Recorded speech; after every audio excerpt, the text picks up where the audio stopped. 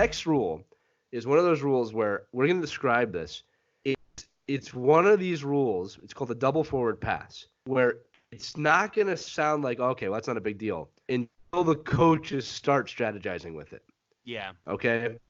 So here's the deal. If a team completes a forward pass behind the line of scrimmage, that team may throw a second forward pass as long as the ball has at no time crossed the line of scrimmage. Once the ball has passed the line of scrimmage, no forward passes are permitted. So essentially what this means, if you're thinking this from an NFL point of view, it's just you don't have to lateral the ball to make a pass, right? Yeah. One of those trick plays. Now, if you start thinking like this like a coach, there's lots of possibilities. What if a quarterback gets the ball, runs backwards 20 yards, Yeah. tosses the ball? I mean, like Yeah. again, sounds weird, but that could happen now. So what happens is, if you think about this, if there's a blitz or there's pocket pressure, and the quarterback has to drop back far, all of a sudden this changes everything, because now they don't have to throw the ball away, right? They could throw it to another receiver who could then throw it down the field, which now means that receivers have to be ready to throw the ball. Yeah. Well, How accurate? If you're one of those guys who's playing here, that you're playing receiver, and you're a quarterback in high school, all of a sudden you have a valuable skill set. Would you say? Yeah. Greg Ward. Yeah, absolutely. Yeah. Well, I mean, real quick, right? So the rationale, if I may, rationale. The double pass is one of the most exciting plays in football, and the XFL aims to add excitement while maintaining traditional football. The double forward pass updates the rules to make double passes less risky, because the first pass may fall incomplete rather than becoming a fumbled lateral.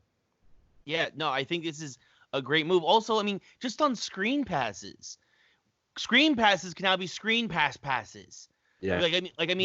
That's a big deal. And he said you draw the defense towards you as if you're the offensive line lets everybody run by like in a screen pass, and you dump it off to the running back. Well, now you got the secondary moving up to tackle the screen pass catcher. Well, now the screen pass catcher can do a halfback option pass and can chuck it downfield.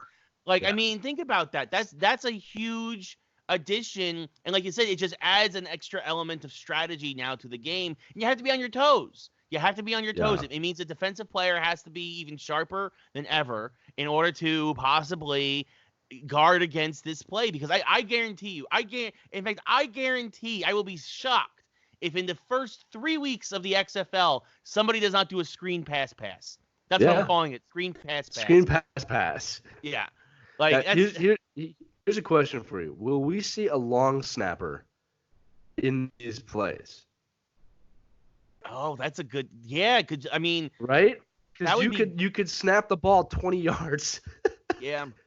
Like think about it. I'm not saying. I mean, what would you do on a defense if all of a sudden all the receivers are behind the line of scrimmage and they're all of a sudden potential quarterbacks?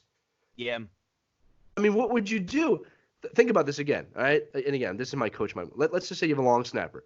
Quarterback's way back. There's a running back with him. Snaps the ball. Let's say there's 4 receivers, 3 receivers, whatever you want. 2 or 3 of the receivers drop back behind the line of scrimmage, become immediate people you can pass to. Another receiver runs down the field. How do you defend that?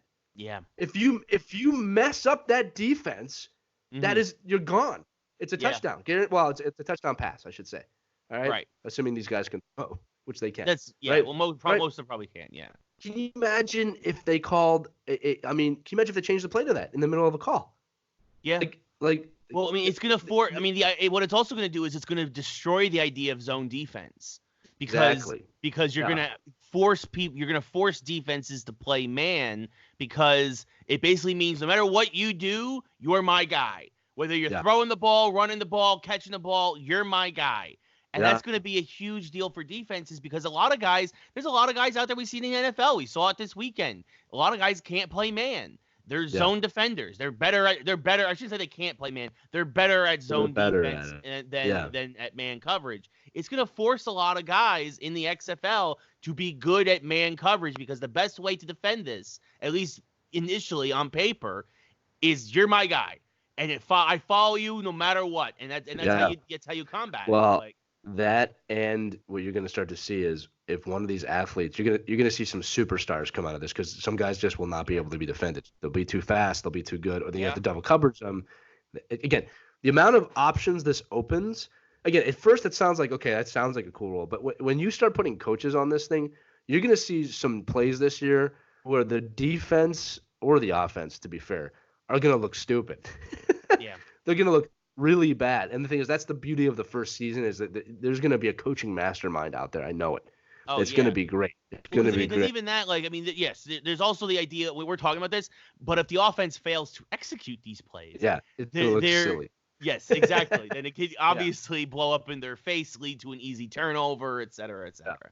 I'm going to call it right here, though. The long snapper's coming into the game. What's going to happen here? Okay.